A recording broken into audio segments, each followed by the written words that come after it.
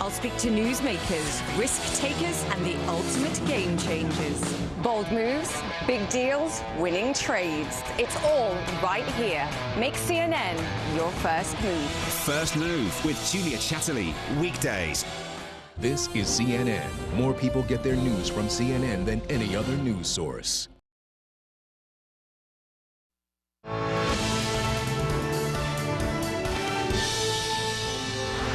Hello, everyone. Thank you so much for joining me this Sunday. I'm Frederica Whitfield, and happy Father's Day.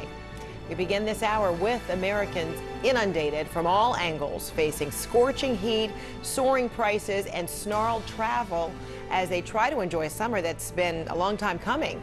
Right now, more than 15 million are under heat alerts from the Dakotas to the Gulf Coast. Record-breaking temperatures in the triple digits. The national average for gasoline is hovering around $5 a gallon. And since Friday, thousands of flights have been canceled or delayed as the TSA reports that the Friday before Juneteenth clocked in as the most popular air travel day of 2022. And all of this as inflation hits a 40-year high.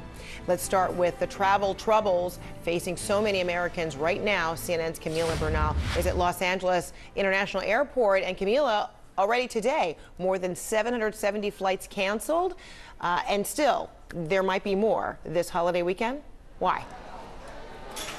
Yeah, and it's because a lot of people are flying, first of all. TSA saying they screened about 2.5 million people on Friday. That's the highest number they've seen since the Sunday after Thanksgiving. And then the problem is that the airlines just can't keep up. Of course, part of the reason why so many people are flying this weekend is because it's a long summer weekend. A lot of people have off Monday for Juneteenth. And of course, it also coincides with Father's Day. And then these airlines just not keeping up for a number of reasons. One being weather problems, delays, and cancellations. There's also staff shortages and infrastructure challenges, and all of that translates to more and more flights being canceled. Yesterday, we saw about 1,500 flights that were canceled, or that was on Friday, excuse me. And then yesterday, about 850 flights that were canceled. Today, we're already above that 800 number. So every time we check, there are more and more flights that are being canceled. And it's not just this weekend. Travelers are going to expect, or going to have to expect, flight cancellations the entire summer. Southwest Airlines already canceling about 20,000 flights, and they say they just cannot keep up. They need about 10,000 new employees, and they're not able to hire people. Delta Airlines also saying that they've canceled about 100 daily flights from July 1st to August 7th. CNN speaking to one Delta pilot and a spokesperson for the Delta Pilots Union, and here's what he said. We've been very vocal about it for the last few months. We've been picketing at Delta bases and hubs throughout the system to send that message that our pilots are tired and we're frustrated, we're fatigued. And so we do know that the administration is taking a look at all of this. Transportation Secretary Pete Buttigieg, in a private conversation with some of these airline CEOs, telling them that essentially they need to review all these flight cancellations and try to soften the impact of all of these cancellations, because it is going to be a difficult summer for travelers who are going to be frustrated and who are going to have a lot of headaches dealing with those cancellations, delays, and trying to figure out what to do when that happens. Fred? Oh my, it's only mounting. All right, thank you so much, Camila Bernal.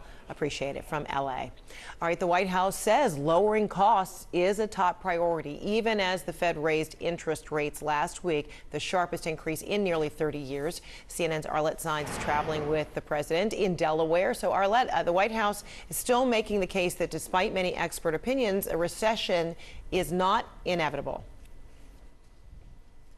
Yeah, Fred, the White House is really trying to strike an optimistic tone about the state of the economy while also acknowledging the pain that so many Americans are feeling amid these rising prices. And today we heard from cabinet secretaries as well as top economic advisors who repeated that line from President Biden, that they do not believe a recession is inevitable, even as some economists are warning that one is looming. But they've also said and acknowledged that the high prices that people are seeing at this moment are simply unacceptable. And Energy Secretary Jennifer Granholm was on our air a bit earlier today, insisting that the president is trying to do all he can to lower prices, while also acknowledging that this could be a very tough summer for Americans when it comes to gas prices. They're hitting the road on summer vacations and other types of travel.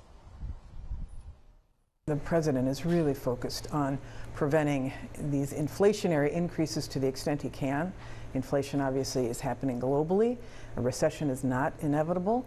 The president really wants to have a steady and stable recovery. But of course, one of the biggest pieces of these inflationary increases that we're seeing is the price of fuel. We know this is going to be a tough summer because driving season just started, and we know that there will be continued upward pull on demand. Now, the White House says they are evaluating all options to try to lower prices across the board. But really, one area where Americans are seeing some sticker shock is when they head to the gas station to fill up their cars, as gas this past week hit $5 a gallon for the first time in the national average. Now, the White House has said that they're evaluating a few options. One thing that Granholm talked about this morning was the possibility of pausing the gas tax. She said that that is being evaluated, but it could be difficult to do as that tax funds roads and other infrastructure projects. Additionally, the White House was considering possibly extending gas rebate cards to Americans to help them pay for fuel, but a White House official said that is unlikely because it's difficult to administer such a program and to keep tabs of whether Americans are actually spending that that rebate on gas specifically. Now, additionally, a little bit later this week, Secretary Granholm is planning on holding a meeting where she's invited top executives from oil refining companies to talk about how to combat these high gas prices, as the White House is trying to show Americans that they are trying to take steps to address this issue that is causing a lot of economic anxiety for so many consumers. And Arlette, yesterday we saw the president was out biking, interacting with people there while spending the weekend in Delaware, but then took a tumble off his bike. What is the White House saying about his condition today? Well, Fred, the White House said the president is doing fine. He's spending this Father's Day with his family. And as he was departing church last evening, reporters shouted asking how he was doing. And you saw the president take a few hops up and down to try to show that he was agile and feeling okay after that fall he had on the bike yesterday. Okay, all right, there he is. Okay, a very athletic President Biden. All right, thank you so much. Arlette Saenz there in Delaware. Appreciate it. All right, let's talk again about the economy. Joining me right now, some economists to talk about the road ahead. Betsy Stevenson is a professor of public policy and economics at the University of Michigan. She was also a member of President Obama's Council of Economic Advisors. And Justin Wolfers is also a professor of public policy and economics at the University of Michigan. So good to see both of you. Happy to be here, Fred. Great. Wonderful. Thank you. And on this Father's Day. Justin, are you a dad? I'm a dad. I got two little ones, and I love them to bits. All right. Well, happy Father's Day to you. So, Betsy, you first. While the White House is saying recession is not inevitable, do you have confidence that the Biden administration has a good plan to bring down inflation and keep a recession at bay? Well, first of all, I think it's important to realize that it's really the Federal Reserve's job to bring down inflation. So we can't really put that on the White House. But I do think that it's possible to get inflation down without sparking a recession. The problem is that right now we are demanding more than the economy can produce. What we want to do is bring down demand. We don't want to bring down supply with it. But that's tricky business. And that's why the Fed's moving a little slowly. We saw them move a little bit faster than they had originally planned, but that's still a stepwise path to the higher rates they're predicting throughout this year as they try to bring inflation down in line with supply. It's possible to get us in that Goldilocks slide where we bring demand down and we, get it back to supply without seeing anybody really losing their jobs or businesses going out of business. Well, it sounds like you're taking the optimistic approach, because it certainly seems like it's going to be difficult to keep demand down when the supply has been down for so long, particularly. I mean, people need what they need and they want it now.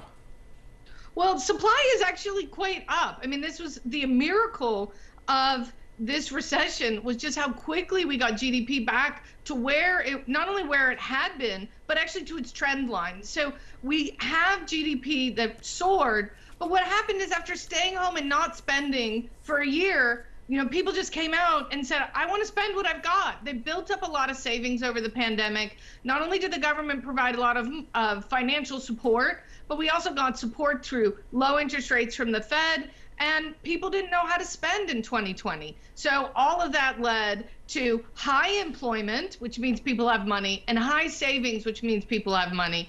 It's great that everybody can afford to spend, but unfortunately, they're trying to spend more than we can produce. All right, let's take a listen to Treasury Secretary Janet Yellen on a big reason in her view. She agrees with the president that a recession is not inevitable. It's clear that most consumers, even lower income households, continue to have buffer stocks of savings that will enable them to maintain spending. So I don't see a drop-off in consumer spending as a likely cause of a recession in the months ahead. All right, so Justin, do you agree? Do you think Americans will continue to spend to try to hold off any kind of recession? There's a funny bifurcation in our current debates, which is if you ask people how they feel about the economy right now, they tell you miserable things, and consumer sentiment's very low. They'll tell you things like they see a recession around the corner. Then you look at what they do, and as Janet Yellen just emphasized, what people are actually doing is they're spending money as if they expect the good economic times to last. They're starting businesses pretty much at record rates as if they expect the economy to keep expanding. And so I think there's a disjunction between what people say and what they do. Part of the resolution is when you ask people how they feel about the economy, they're miserable. When you ask them how they feel about their own personal finances, they're actually saying, hey, I'm doing okay. And I think that's what drives spending, and that's why I think that we're actually on a reasonable growth trajectory at the moment. Larry Summers, a former Treasury Secretary, said earlier that there are things that Congress can do to help fight inflation. I know, Betsy, you were talking about, the Federal Reserve, but what about Congress? Have a listen. If at long last we can have some kind of bipartisan budget bill with three elements, with reduction of pharmaceutical prices, which will help healthcare and will also reduce the inflation rate. That's within our reach if we just use the government's large purchasing power through Medicare, number one. Number two, put in place the partial repeal, not the full repeal, but the partial repeal of the Trump tax cuts, which would take some demand out of the economy, increase confidence and reduce pressure on the Fed. And number three, an all-in, more energy supply approach that emphasizes freeing up fossil fuels in various ways in the short run and making, with government support, the ultimate pivot to renewables. All of that would take pressure off the Fed, would bring down the inflation rate, would operate to restore confidence. All right, Betsy, he said a lot, but what do you think? I mean, I'll just try quickly and briefly try to summarize. He said large purchasing power through Medicare. I'm just going to make this clear for a lot of people. Partial repeal of Trump tax cuts and more energy supply approach. You agree with any of those things? I think all of those things are right. People hate to hear the idea of, wait, we're going to solve the inflation problem by raising taxes, but that is a way in which we could bring down demand. What he didn't mention is immigration. One of the things we could do is bring more people into the country to make sure that there are lots of workers out there that can meet businesses' demand for hiring, so immigration reform can help. And, right now, frankly, Americans are hurting from very high gas prices. And I mean, that is the number one thing I think that's on people's mind. And it's kind of, nauseating to see that refineries are making record profits and are not bringing back online a lot of the capacity they took offline when demand dropped during the pandemic. And so you see Biden's on top of that, bringing them in to meet with them. because we got to do something when they're making record profits and they're not willing to increase supply. So there's lots of room in energy policy to try to bring down energy prices. All right, and quickly, Justin, I saw you nodding in agreement. Well, the thing is, what we can do now is each of us can put forward all of the policies that each of us like that will reduce any price that we dislike in the economy. I'm going to add one more. Let's get rid of the Trump tariffs. They raise the price of washing machines and dryers for the rest of us. More to the point, I want viewers to remember we're all annoyed about high prices, but inflation is ongoing rises in prices. So I'm not really convinced that these congressional actions, which might bring down a couple of prices, are really going to prevent prices from continuing to rise. And that comes back to what's the Fed's job, and also being a little patient as we start to put the worst of the pandemic economy behind us. And when you say patient for another year or two? You know, the pandemic was an enormous trauma for all of us, and we shouldn't be surprised that it was also an enormous trauma for the economy. And I have not seen an economy anywhere in the world change as much as ours has in the last 2 years. And so we shouldn't be surprised it's going to be a bumpy road out. Right. All right. Justin Wolf first. Betsy Stevenson, what a pleasure. Thank you so much. Loved having you. Thanks, Fred. Thank you. All right. Have a great day. Still to come, I just want to find 11,780 votes. Remember that? Those words of former President Donald Trump talking to Georgia election officials in January of 2021. And what the man on the receiving end of that call is set to say at the January 6th committee hearing this week. And in cities across the U.S. today, festivals and parades to commemorate Juneteenth. We'll take you live to the iconic Hollywood Bowl ahead of tonight's star-studded celebration right here on CNN.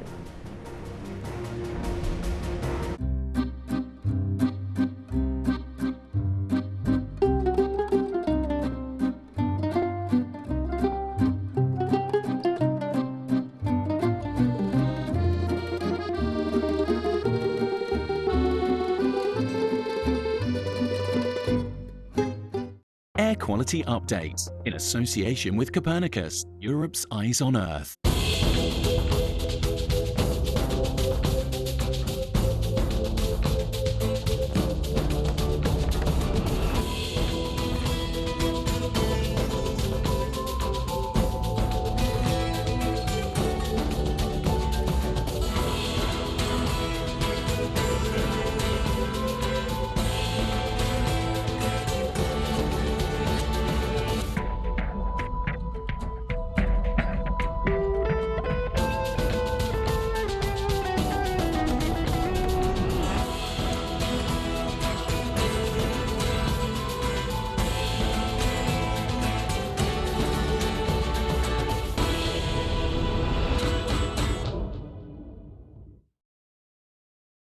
Air Quality Update in association with Copernicus, Europe's Eyes on Earth. Afghan women are afraid that this is the beginning of your efforts to erase them from the workspace. Malumnis, it's not clear. Even if we appear with the burqa, maybe they will say that women's voices are forbidden. Did you ever imagine that you would be prevented from going to school? Girls' education is fundamental to the dignity of Afghan life. Do you believe that young girls will be allowed to go to school here in Afghanistan?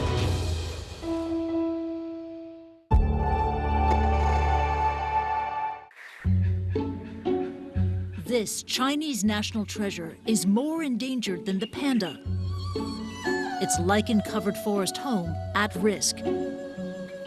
In the high-altitude woodlands of southwest China's Yunnan province, the Yunnan golden monkeys, or black snub-nosed monkeys, are fighting for survival.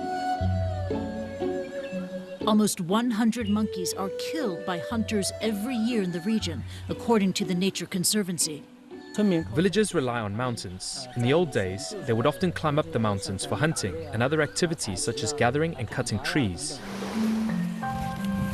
But as part of a forest monitoring campaign, Xu Hao trains local villagers to patrol the monkey's habitat and look for old wire traps. This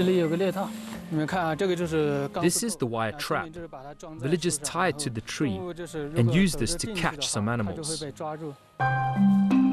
His team has installed over 100 infrared cameras in the forest to monitor the monkeys, and golden monkey populations in the region are finally increasing, says Li Peng. This monkey is one of the only kind of animals living in this high altitude. So the existence of this species is kind of important and critical to the whole world.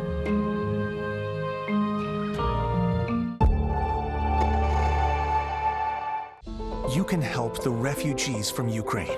Join the over 80,000 who've already raised millions for food, shelter, and more.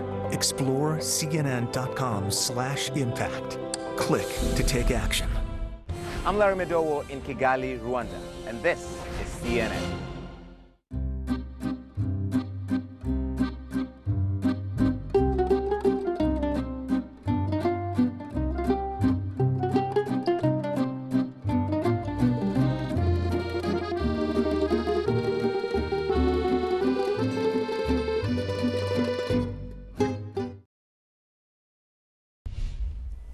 On Tuesday, Georgia election officials Brad Raffensperger, Gabe Sterling, and Arizona House Speaker Rusty Bowers are expected to testify at the House Select Committee investigating the January 6th siege at the Capitol. They are expected to testify about how they refused Trump's efforts to force them to overturn Joe Biden's election win in their battleground states. We'll show evidence of the president's involvement in this scheme. We'll also, again, show evidence about what his own lawyers came to think about this scheme. And we'll show courageous state officials who stood up and said they wouldn't go along with this plan to either call legislatures back into session or decertify the results for Joe Biden. The system held because a lot of state and local elections officials upheld their oath to their Constitution. A lot of them Republicans as well as Democrats.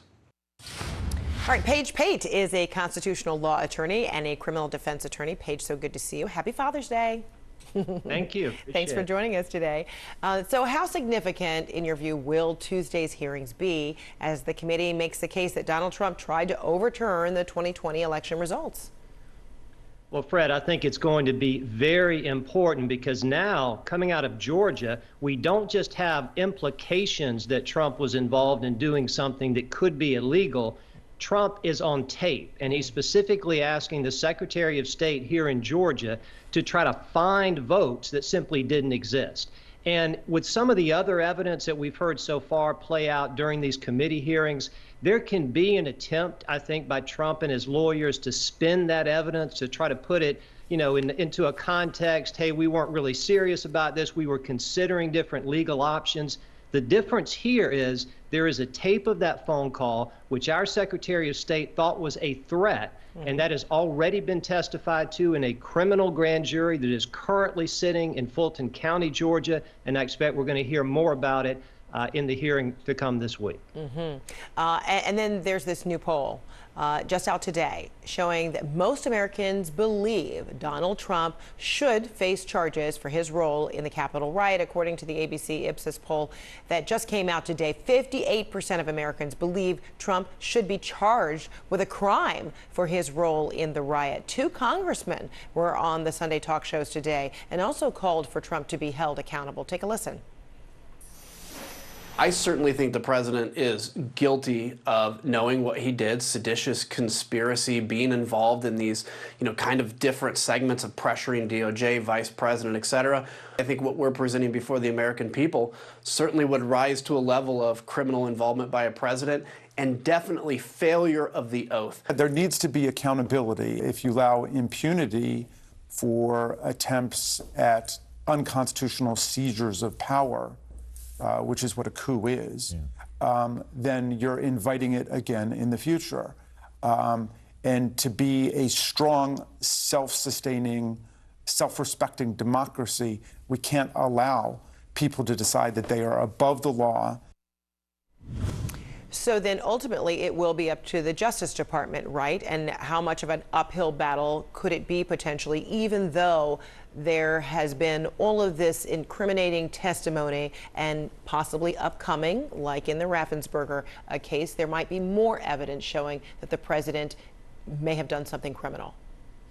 Well, Fred, I think right now there are two different tracks. There's the track with the Justice Department, and we know the Justice Department is really anxious to get transcripts from all of the testimony that the January 6th committee has taken during the course of its investigation. That is supposed to be provided to the department perhaps next month in July. They can review it all, determine if there are federal charges like seditious conspiracy that they can bring on the federal level. Meanwhile, in Georgia, a state criminal grand jury has been meeting now for several weeks. They've had 50 witnesses expected to testify, including the Secretary of State. And again, in Georgia, there's going to be direct evidence of Trump's personal involvement in the electoral process after the votes have been counted. So there's potential state criminal charges, potential federal criminal charges. We'll just have to see how the evidence shakes out. All right, and all of that, of course, again, is predicated on that call. The case in Georgia is predicated on the call, and now what U.S. Congress is going to be focusing on this week is predicated on that call. Here it is. So, look, all I want to do is this. I just want to find 11,780 votes, which is one more than we have, because we won the state. So this week, involving that House committee, what will the questions be to the Secretary of State Raffensperger, who was on the other end of that call? Well, Fred, there's a lot that went into that call other than that very short clip that you just played. I mean, that's really the important quote, but that was a long phone call. And the Secretary of State has already said that he believes the context of that call was a threat from the former president, not saying, look, I wish I had more votes, or isn't it possible there are some uncounted votes, but I want you to find me a specific number of votes so we can overturn the election in Georgia. So I think the committee is going to ask the Secretary of State, what went into that phone call? What were you thinking as the president told you these things? What actions, if any, did you take after that phone call? All of that context, which, by the way, he's already testified to in the state criminal grand jury. We're now going to hear about it in public on TV. Yeah, and one of this show's producers reminds me that that was a 1-hour phone call. So in your view, will the American public be hearing a lot more of the call, more than just the soundbite that has, been played many times? I expect so. And one other thing, Fred, I believe the Secretary of State testified for 5 hours in front of the Fulton County criminal grand jury. So we know it's about more than just a few seconds on the phone. Yeah. All right. Paige Pate, thank you so much. Thank you.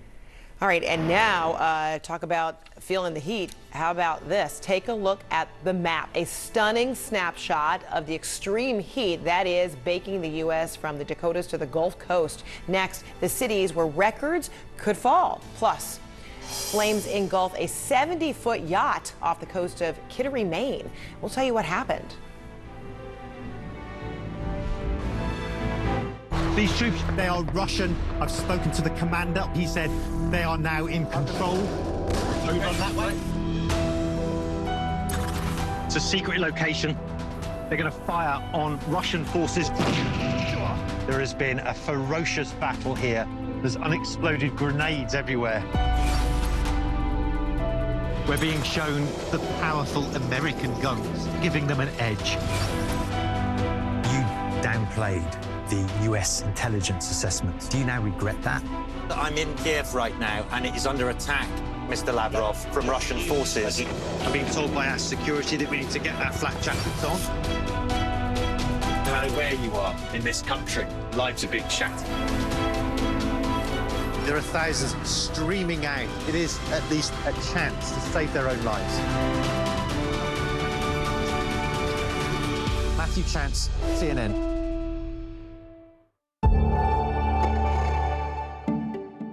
With Bitcoin, not only do we have the best monetary asset in human history, we have the best monetary network in human history. Bitcoin solved a lot of the monetary functions that we know as very expensive with cryptography and with math. And so I can escrow a bearer instrument in Bitcoin. It's worth the same amount in Chicago as it is in London, as it is in Nigeria, as it is in Argentina, and I can zip it around the world instantly and for free. What we can do is take your dollars and escrow them around the world over the Bitcoin network. So think about this. What if I wanted to send money from Chicago to London? What we can do is take dollars out of your bank account, turn it into Bitcoin, zip that value to London instantly and for free. You blink, you'd miss it. It goes so fast and it costs nothing. And then we turn it back into British pounds. That's the innovation, and that's how we use Bitcoin, the monetary network.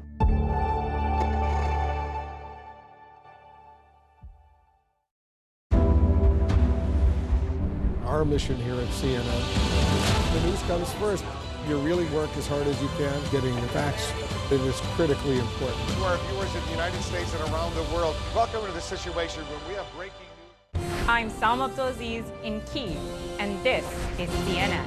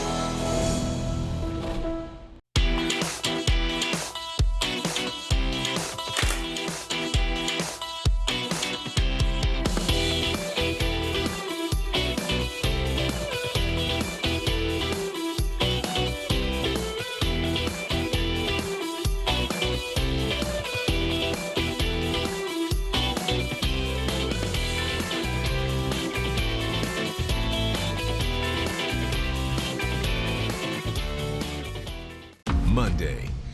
Let's lift every voice. A CNN concert event. The Roots, Yolanda Adams, Earth, Wind & Fire, Lucky Day, Mary Mary, Killer Mike, Anthony Hamilton, Billy Porter, Debbie Allen Dance Academy, Michelle Williams, and so much more. Juneteenth, a global celebration for freedom. Live from the Hollywood Bowl, only on CNN. I'm Nick Watt in Los Angeles, and this is CNN.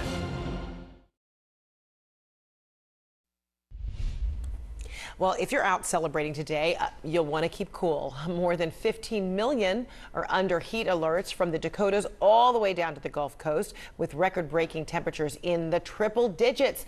Gene Norman joins us live from the CNN Weather Center with the very latest. Gene, wow, I mean, sweltering. It just seems coast to coast. Everywhere you go, it's just really hot. You're going to sweat a lot. What's going on? Tell us between, what's the difference between heat dome and heat wave? Well, absolutely. Well, the heat dome is the cause, and the heat wave is the effect. The rise in the jet stream is causing the temperatures to really soar across the middle of the country. Where that jet stream rises all the way up to southern Canada, it produces high pressure, which allows air inside of it to sink, compress, and heat up. It's like a lid on the atmosphere, so to speak. Notice how cool it is in the Northeast and the Pacific Northwest. Well, that's going to change as we work through the week, because the heat dome will spread. And day after day of consecutive temperatures above normal, that's a heat wave. And we're going to be seeing that as we work our way through this upcoming week. So if you're not hot now, get set, because you will be in the next couple of days. Now, we're going to be looking at potentially over 100 records that could be either tied or broken. Each of these black dots represents a city that will see either a record for at least one or possibly more than one day broken or tied as we work our way to at least Thursday. And when we talk about, again, that heat wave, it's days above normal. And you see how the above average temperatures spread all the way across the eastern half of the country over the next couple of days. For today, the high heat is confined to the northern plains from, let's say, sections of Minnesota down to Nebraska. And in fact, in and around the Minneapolis area, they're under an excessive heat warning. Now, yesterday we had the high heat in the southeast. It's kind of backed off, but it will come back. Today, looking at 105 in Fargo, the combination of the temperature and the humidity. But watch as those temperatures march to the east over the next couple of days. Chicago, you're hitting 100 by Tuesday. Hot Atlanta, not hot now, but it will be by the time we get to Wednesday. Triple digits are in the forecast. So get ready to sweat and get ready to stay cool. Get ready to sweat. No, I'm ready. I'm ready to get cool. I've been sweating. It's already hot, unbearably, and I usually like the heat, but wow, this is something else. And we're not even in official summer yet. Aren't we still 2 days away from that? 2 days away. Okay. All right. Well, thank you so much. We're going to get cool one of these days. Thank you, Gene Norman. Appreciate it. All right. Well, this was an unbelievable close call. Take a look right here. This 70-foot yacht, the Elusive is what it's named, on fire in the waters off Kittery, Maine. Officials said in a press release that 3 people and 2 family dogs were on that boat, and then they jumped over to escape the flames. They were rescued by nearby boats. The yacht could not be saved. It sank in the Piscataqua River. No injuries are reported, and the cause of the fire is still unknown. I'm so glad everybody's all right. All right, still ahead. The manhunt continues for a shooter who opened fire at a popular Virginia mall, causing chaos and fear as shoppers fled in every direction. We'll have the latest on the search.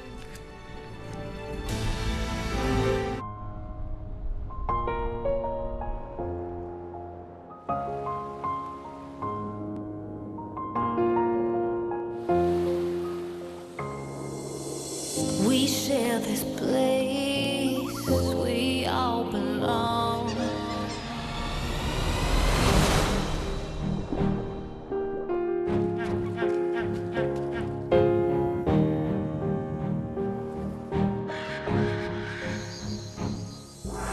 We have to restore this planet's soul. Teach it something more than what we know. Give it water, give it sun, room to grow. I can see a better tomorrow. I can see a better tomorrow.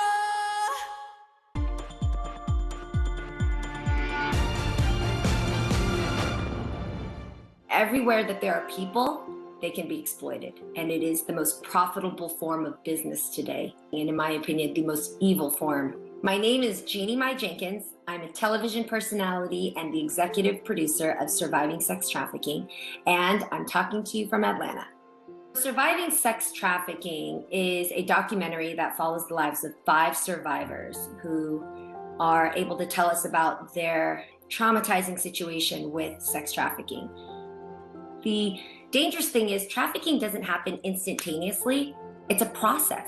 It's a process of building a relationship with somebody, building trust. And trafficking preys on people's dreams. Every single one of us have dreams. And trafficking finds a way to learn what your dreams are, and that trafficker preys on what your dream is and then gives you an exchange or some type of promise through either a relationship or love or affection or money in order for you to make your dreams come true. And that's why our film is intended to educate you, to inspire you through the lives of these survivors, but more than anything, tell you the stories of these 5 women who were trafficked in very different ways and how it could happen to anybody you know as well.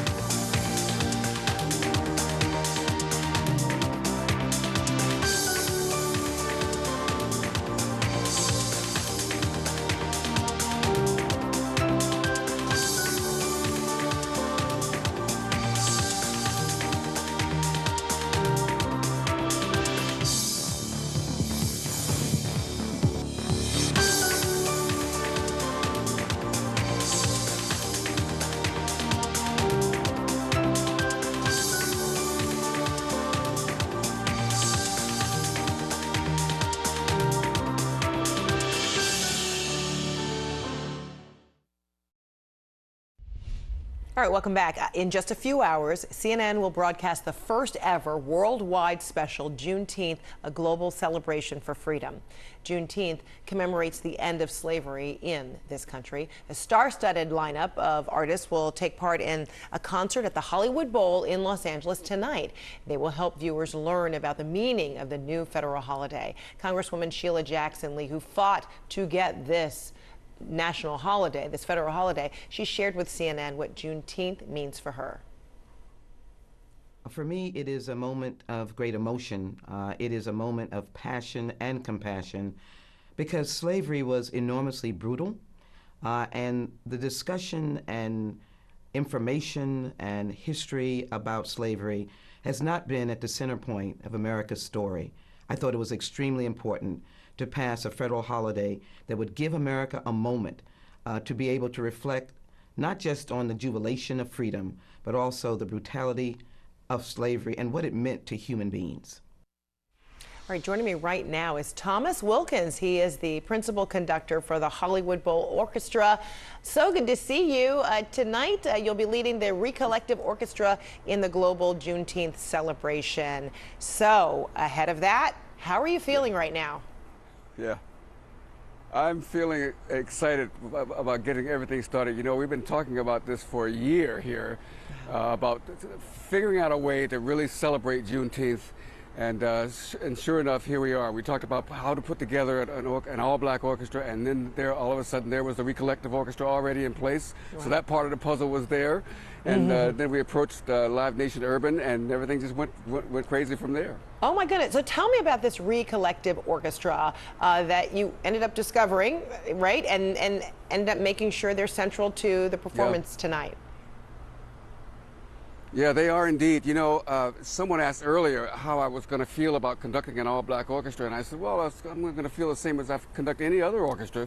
Quite frankly, it just so happens that we all look alike, you know, and I know people from Detroit, and I know people from Phoenix, and I know people from Philadelphia, and all of a sudden now we're together on stage, and that's just, it's not just musically beautiful, it's just humanly poetic, I think. So the Recollective Orchestra, along with Derek Hodge, this evening, this will be the first time, I mean, this makes history, the first time that in the Hollywood Bowl's 100-year history, that an all-black symphony orchestra performs there. And I wonder if you can give us a glimpse into what else people can expect this evening and how it really may be eye-opening. Yeah, you know, one of the coolest things is that, and I said this to the orchestra yesterday in rehearsal, is that we cross all genres on this program tonight, from country to R&B to to hip hop to rap to classical, and it just demonstrates that all of this music belongs to all of us, and we're really trying to get rid of genre and category and just celebrate humanity around the idea of great music. So what you've just described, what great relief, and how special this feels for you. But of all the folks who have been working in the last year, such as yourself, to try to make this happen, what kind of emotions do you believe everyone is likely to be feeling especially once, the show begins? I think the first thing people are going to feel is a tremendous sense of pride. And I mean, pride in our ability to accomplish great things. I mean, we are operating in some of the greatest achievements of humankind with this thing called music. And the fact that we have a personal, deep, honest relationship with it, that's the first thing that I think is going to happen. But also this sense of belonging to each other and believing something better about each other is something I think that we're all going to walk away from. I mean, we always talk about the fact that one of the things that we try to create is a sense of community in the concert setting and concert environment. And I think tonight we're going to walk away with an even deeper commitment to each other and to belonging to each other. And I'm really looking forward to that. You know, we say at the Hollywood Bowl that you can go to a concert anywhere, but we want your experience at the Hollywood Bowl to be something that you're really glad you didn't miss. And I think that's going to be the sensation of folks tonight. They're going to be really glad that they were a part of something historic, something highly emotional, and something pretty doggone profound. It sounds like you're also saying to people you may end up leaving, or after taking in this concert, you're going to see each other differently. Just as you have, said yourself, you are a conductor.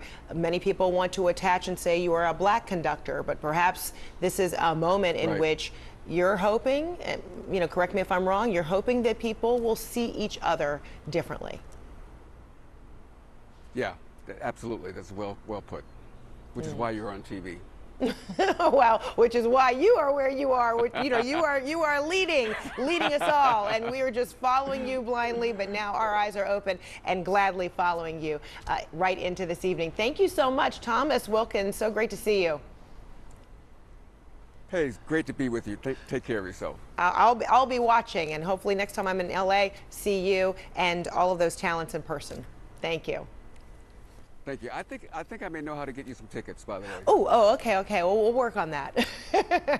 All right. Thank you so much, Mr. Wilkins. Appreciate it. Bye-bye. All right. And you can join some of the biggest stars as they lift their voices for Juneteenth, a global celebration for freedom. Live tonight at 8 Eastern, only right here on CNN.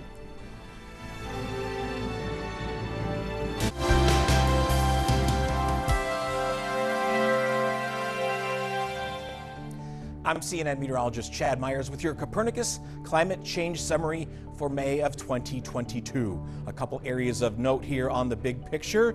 The blue area here, the cold water of La Nina, and a very warm May across parts of Russia. Also a very warm May across parts of France. But overall, the globe was 1.2 degrees C above where we were before the Industrial Revolution. Now focusing on France, the warmest May on record since 1900, since they've been keeping track of records. Also very warm across the Iberian Peninsula as well. Not only warm, but very dry, setting the stage for wildfires that are in fact in Spain already happening in places, also into parts of Portugal, and the potential for other places that really didn't see much rainfall at all in May. On Mission Ahead, a new spin on launching spacecraft into orbit. As a species, I think we just always look up and we say, well, that's the next frontier. Then, could this new zero-emission boat be the Tesla of the sea? Plus, preparing for the future, are cities that float the answer? On water, buildings don't have to be static. Meet the entrepreneurs and inventors who are taking mobility to the next level. Mission Ahead, Saturday on CNN, in association with Fujifilm. We're here now at the home of one of the FSB team, and my name's Clarissa Ward. I work for CNN. Was it your team that poisoned Navalny? It's just been a chaotic scene here. People are so exhausted. Just gonna help her carry this bag. We were just in the hospital. It was shocking. Why do you think India has been hit so badly? Scores of Taliban fighters, and just behind us, the U.S. Embassy. Why does a small group of women asking for their right to be educated threaten you so much? Raise your hand if you love school. I'm the one who has to look them in the eye. Can I have your word? These people are depending on you. You can hear gunshots every couple minutes.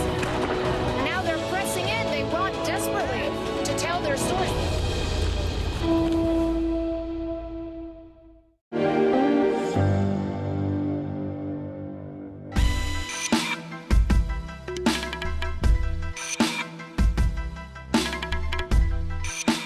My name is Øystein Jensen. I'm the Chief Sustainability Officer at Odfjell SE. It is important that shipping becomes sustainable. It is important that shipping moves towards zero because we are a part of the global value chain. We represent 2.8% of the total emission, and that emissions will still grow as the shipping industry will grow because the global demand for transportation is growing. And so the only solution is actually to go zero. Thank you to Sustainability Live. Being an event like this, I believe that is important because it gives you the wider understanding of the challenge. It gives us insight to areas that we haven't thought about, because this challenge is nothing one company can solve by themselves. So that's why we need to collaborate, and we need to collaborate across the industry.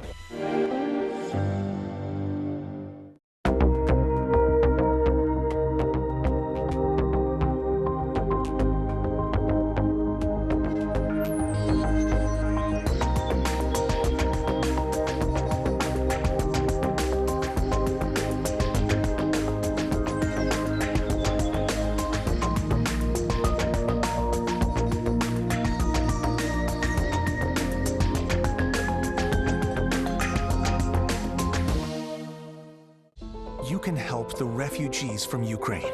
Join the over 80,000 who've already raised millions for food, shelter, and more. Explore CNN.com/impact. Click to take action. I'm David McKenzie in Cape Town, and this is CNN. Connect the world with Becky Anderson. Getting perspective on this region from this region, bringing you the world from our Middle Eastern hub. Connect the world with Becky Anderson, Monday through Friday on CNN.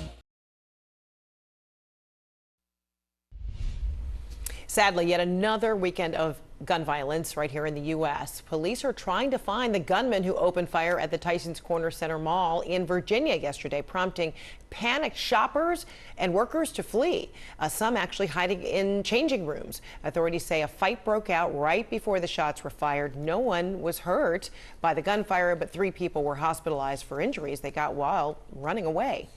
And in Las Vegas early this morning, chaos in a popular tourist area. One person was fatally shot and several others injured on Fremont Street. The shooting happened right outside one of Vegas's oldest casinos, the Four Queens.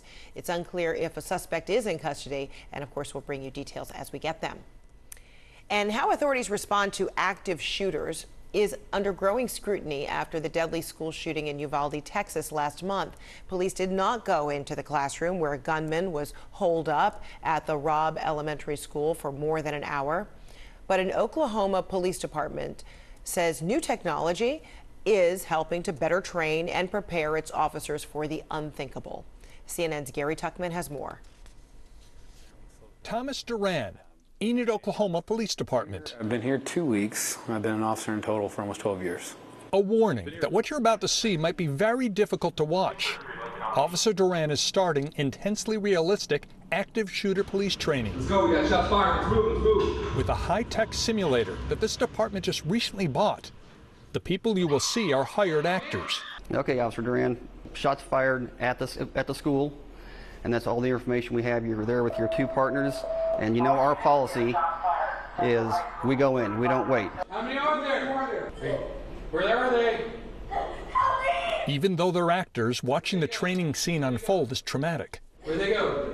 Where did they go? Where are they? Where did they go? Where are they? Where did they go? Suspect! Officer Duran's partner is shot. The gunman is then shot by Duran. I'm good, go. Captain Warren Wilson is Officer Duran's trainer. We know that you average about 1 dead person every 10 seconds of an active shooter situation. There's at least 1 victim every 10 seconds. So there's no time to wait. The simulation continues. There are 2 more shooters in the school library. Where they go? That way outside?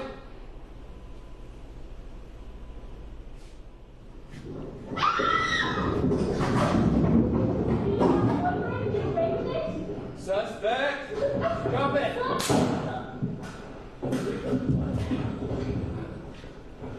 Drop it! After each scenario, the trainer gives his evaluation. Very rare is it for the new officers to get that hit right off the bat, so good job on that one. And then you immediately started scanning again, every time. And here's another one that we don't very often get the first time. So you got him with your scanning. Is there any point that you felt like you couldn't cover everything? No, just because, like I said, maybe because of my time in through training and situations I've been in, I'm used to if there's one, there's more than one. You got that mindset. So I'm used to, even though you think you've dealt with a threat, you do have a 360 awareness for yourself. So you do need to make sure you scan for additional, always. Always. Police department! Officer Duran's training includes other virtual locations, like a theater, where the strategy is the same as a school. No waiting. Go in. Where they at? Where they at? Eliminate the threat. After getting shot at, Officer Duran did just that. And then, at a courthouse... Where they at, Your Honor? Where they at?